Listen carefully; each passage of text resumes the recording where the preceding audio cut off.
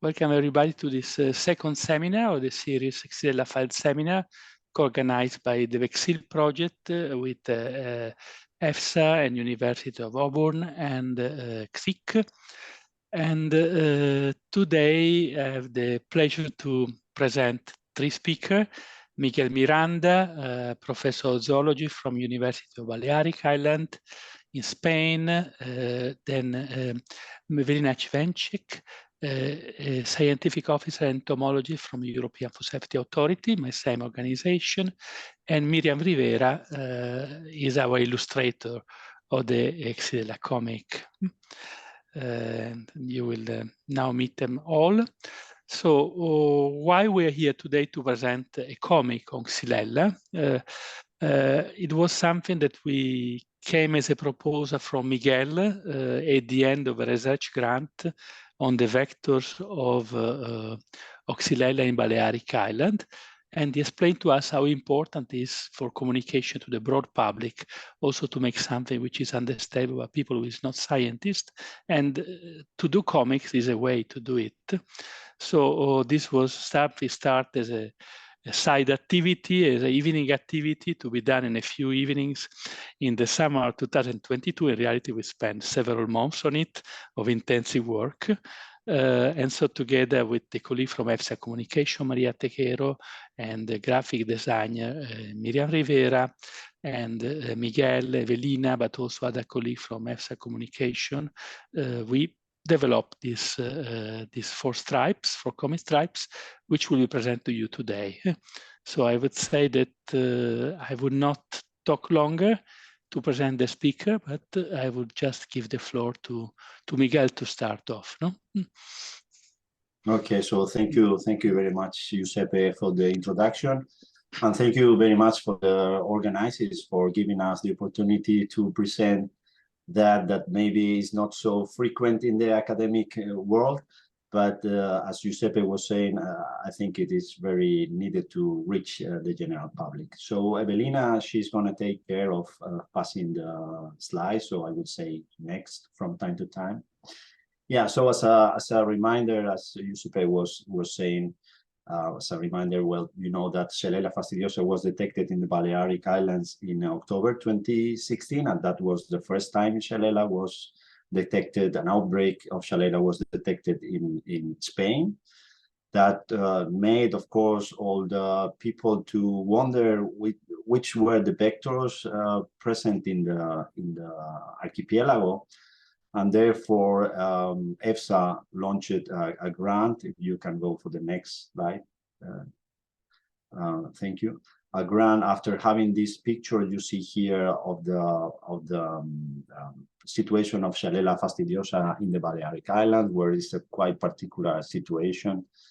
If you remember, we have multiple subspecies circulating in the different islands, and also different sequotypes circulating in the different islands. And up to this year, there were all these sequotypes that you can see here on the slide. But this year, we added this new subspecies, Pauca, and the ST53, which is the same, or apparently the same, as we were discussing last week or last talk, the same that is circulating in Italy.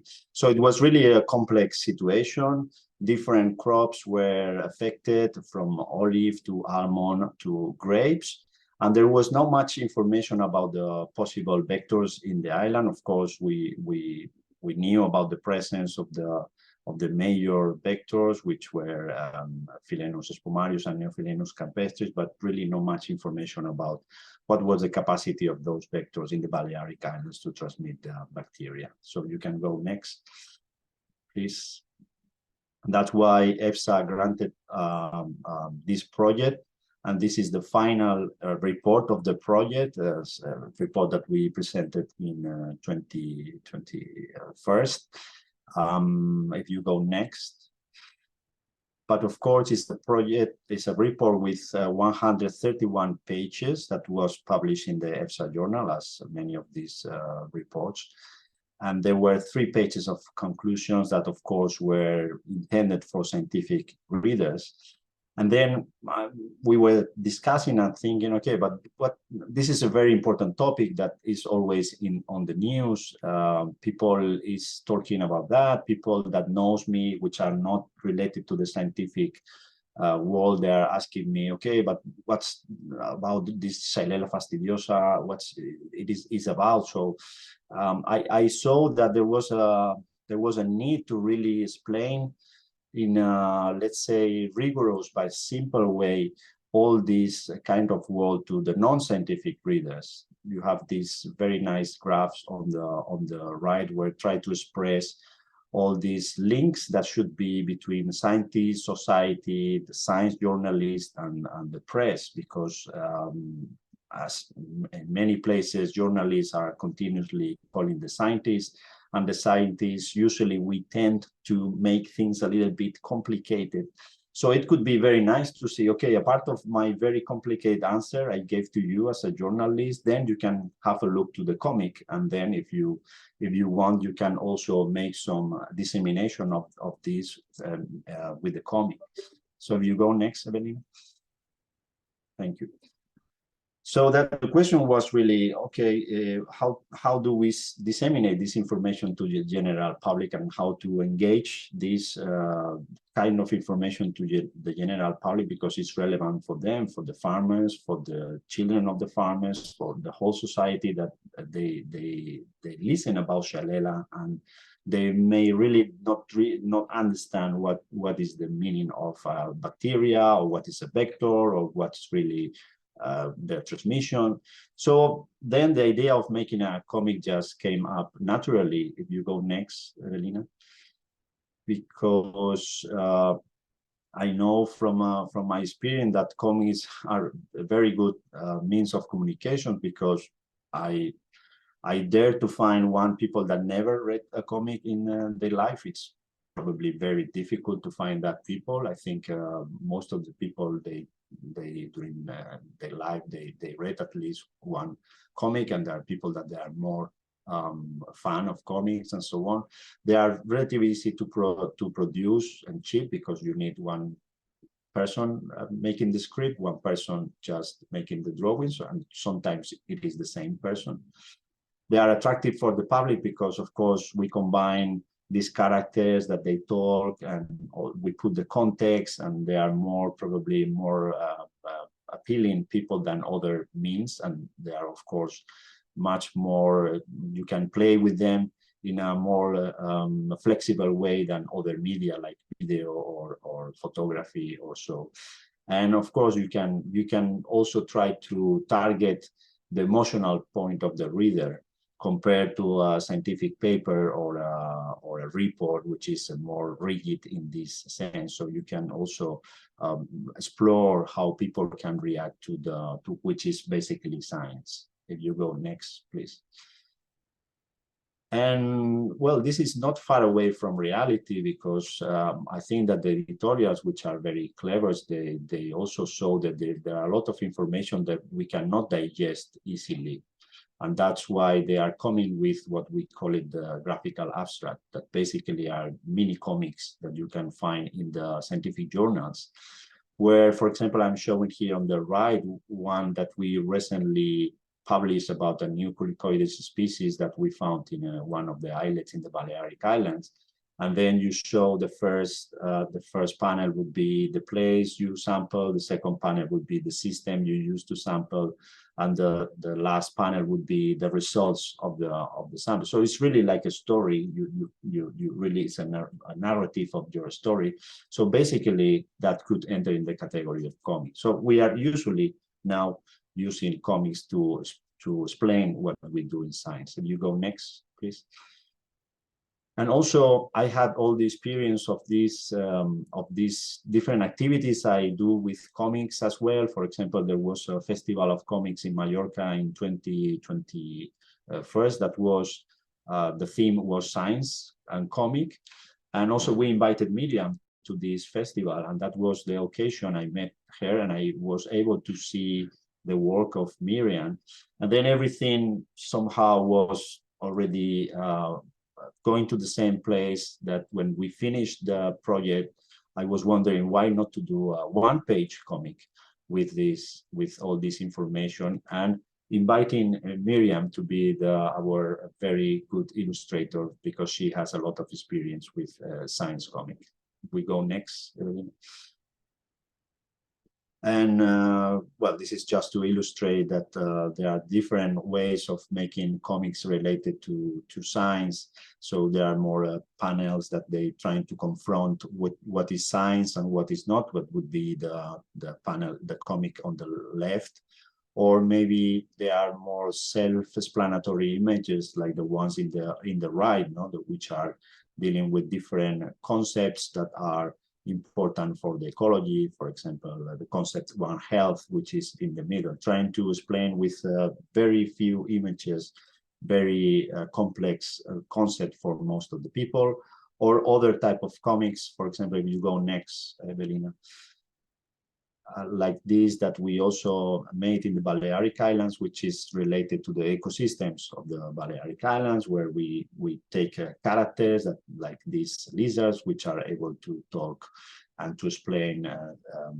scientific concepts, as for example, this life cycle of this insect, which is Therambix cerdo, which is affecting the oak trees. So as you see, there are different components, very easy to play with. And if you go next, Evelina. And all this made me to think on a very first draft of the comic, that is the one you have here on the right.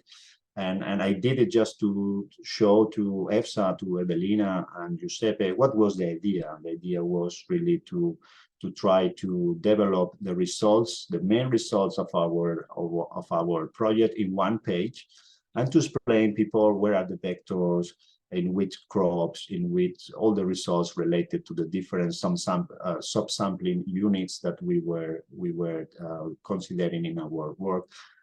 All the transmission of the bacteria from one plant to another plant, taking the vectors, analyzing the vectors, all these concepts to try to explain it in one page.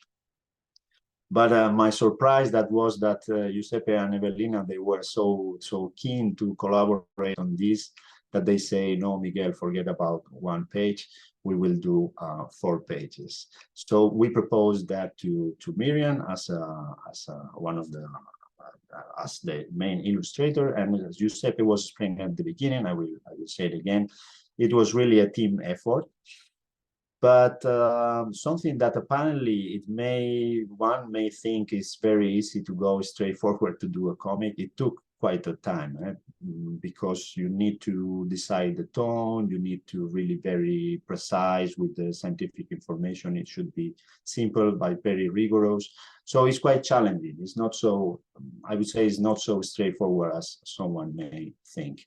And I think this is my last one. I really want to thank again EFSA the opportunity of publishing this comic, and of course to thank again that now I have the opportunity to see all of you in this forum, to thank all the collaborators, Evelina, Maria, which is not here, Miriam and Giuseppe, and all the people that collaborated with the translations, because it's really a very nice product that you will see now with the explanation of Miriam. Thank you very much. Well, thank you, Miguel. Now I'm trying to explain briefly a little about the creation of the comic process. And well, normally when I create a scientific comic, I do the documentation process, the choice of key messages, the synopsis, and the technical script.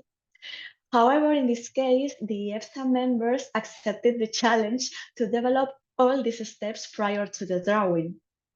In order to do so, I provided them with a document explaining the structure of a technical script and some tips, as you can see here. The technical script is a document that explains for each of the comics panels what will be drawn and what the text of the dialogues will be. It's important to remember that the space of each page is limited, so the ideal is not to exceed 7 or 8 panels per page or 30 words per paragraph of dialogue, as this could be too dense for the reader and would leave no space for the illustrations. And also when addressing a general audience, like in this case, we should avoid technical terms. And if we use any, we must explain them. Finally, I recommended them, that they include reference images, even if they were poorly drawn sketches, because this could help me to better understand what they wanted to represent. And next, Evelina, please. Well, with these guidelines, the EFSA team developed the technical scripts that would be transformed into sketches and then into the final comic. And next. As you can see here, they also propose a layout approach for the panels. Of course, as a creator of scientific comics, I revised the scripts and also adapted the layout of the panels to adapt the content to the available space and to enhance the visual dynamism and narrative. Next. We carried out the same process for the previous and the other 3 comics. These are the sketches, and next. These are the final comics. Next. In addition to producing the 4 pages of the comic, we adapted the content to individual panels in a square format for better distribution on social media, which is very important now to disseminate the scientific content from the institutions. Next, please. Since we are talking about content based on facts and scientific evidence, maintaining scientific rigor was essential. It's here where information and reference images become important, for example, to correctly represent the symptoms of the plants on the leaves or the vector carrying Xylella. On the other hand, a contribution that I thought it was interesting to add to the script, which is reflected in the final comic, was to represent the xylem so that people could imagine more concretely where the bacteria are located. Next, please. Other examples of the scientific rigor were how to represent the names of the Xylella vectors, how the vector introduces the bacteria into the leaves, and of course the different vector species, such as Philaenus spumarius or Neophylaenus campestris in the Balearic Islands. Next. Finally, some of the tools used in the comic to prevent the spread of affected plants, like the plant passport or the EFSA pest survey cards, have also been represented taking the real ones as reference. Next, please. And these elements are not the only ones that have been rigorously represented. Throughout the comic, there are different characters that are not invented, but real experts who have been part of this story, as you can see in this image. Actually, I think Giuseppe is here. Next, please. These include Miguel Ángel Miranda and Evelina Slinsek, too, who are also present in this seminar. Next, please. So, as you have noticed, as a scientific comic creator, I have tried to maintain rigor throughout the creation process and have adapted the script to make the comic work visually. Similarly, my colleagues at EFSA provided me with all information I needed to achieve this and have reviewed the comic at every single stage of its development. And with this, I want to highlight something similar to Miguel, which is that comics is like scientific research. You never do it alone.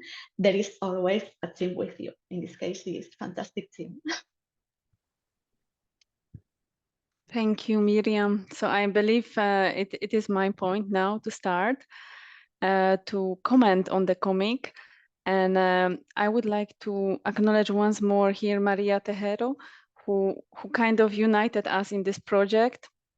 And she made sure that all the communication is very clear to the broad public. And with this, I would like to bring to your attention the comic itself, which is, as mentioned by Miguel and Miriam, it is 4 stripes. And you can see on this slide, and I will not ask you here to read it because it's quite little font to put it all at once. But what I would like to comment here is a little bit guide you through what is actually shown in our story. So on the first stripe, you see a past of Xylella and Americas and diseases and kind of letter that the Fastidious X is the wanted one. So we don't know. We have a disease. We have this famous people here, Newton Pierce, who after whom we have the name of Pierce disease on the grapevine. We can also recognize some famous characters, which is Sandy Purcell, looking on and researching this bacteria and also vectors in California. And what we can see, it's also to enter a little bit how this epidemics of this disease is, meaning that there is bacteria, but there's also vector. So this is very crucial, and we see the bacteria moving with sharpshooters, and there are also some kind of explanation for the broad public. And at the end, we finished this first stripe with bacteria traveling with the ship, and this is also link how the commodities move and how the dangerous diseases can move around the world. The second stripe is Fastidious X arrives in Europe, and this is a situation in 2013 or even let's say before, probably, because there's a character of Professor Martelli who is wondering what is causing the disease of olives in Puglia, olive decline. And we see some farmers, and then we see a very famous character in Maria Saponari, who is showing the real identity of Xylella, and Donato, and then all the communication via authorities from Italian to Commission, European Commission in Brussels, and then special task for European Food Safety Authority, EFSA. So for me and for Giuseppe, in that case, to deal with the problem and to proceed with risk assessment. The first risk assessment was published in 2015. And later, we are still doing a lot of towards the information about Xylella, like conferences, what Miguel was mentioning, also launching grants and supporting the science. And you see also some other characters like Domenico Bosco here, and entomologists who first was looking on the vectors, and many other very important projects which brought a lot of light to the epidemiology, like Ponte, X Factors, and then we go to the third stripe, which is actually the first one you could see shown by Miguel, and this one is about the grant in Balearic Islands.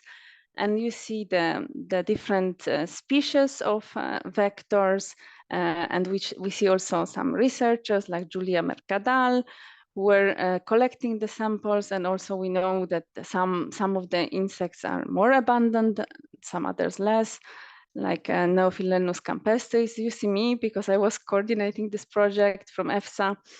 And then the last stripe is it's actually my favorite one, I would say, because it gives a hope for the new research.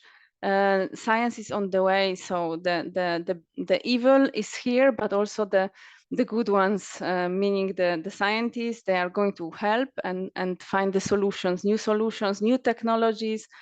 And also here I would like to point out that EFSA is maintaining its Xylella hostplant database, and here we have a picture of actually Alice Del Bianco, who is dealing with the Xylella hostplant database updates. From this point, I would like to now go to the next slide, and we will send you the link to this comic. I hope maybe Miguel can send it on the chat, or I think then you can read in details all the text, because they are quite funny, I have to say. This part would be normally part of Maria Tejero, all the communication. So we kicked this comic on the very special day, which is 12th of May. It's International Plant Health Day. And it was a lot of reactions, because as Miriam was mentioning, we had these little nice pictures which were really capturing the eye. So everybody wanted to click and know what is this about, Xylella comic, and very curious people asking and waiting for the moment to see the first stripe, the other stripes, and also a lot of social media. We have here some impressions on Twitter, LinkedIn, Instagram, Facebook, Meta. So you see some numbers. So there was a lot of response. And also stakeholder engagement, because some institutions also captured this information and passed it and commented. So it caused a lot of positive emotion, because it is a new way of showing the science more approachable for plain public citizens, and it gives a lot of concrete information, but in very simple manner.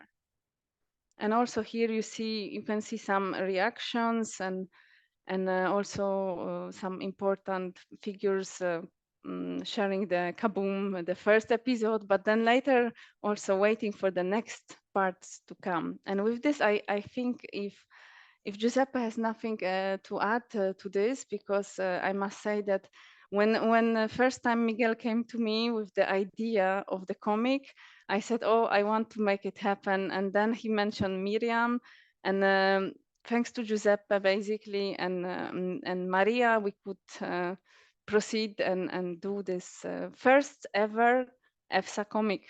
So thank you so much. And if you have any questions, we will be happy to reply. So thank you very much to the three speakers, to Miguel, Miriam, and Evelina, for this very nice and clear presentation of our work.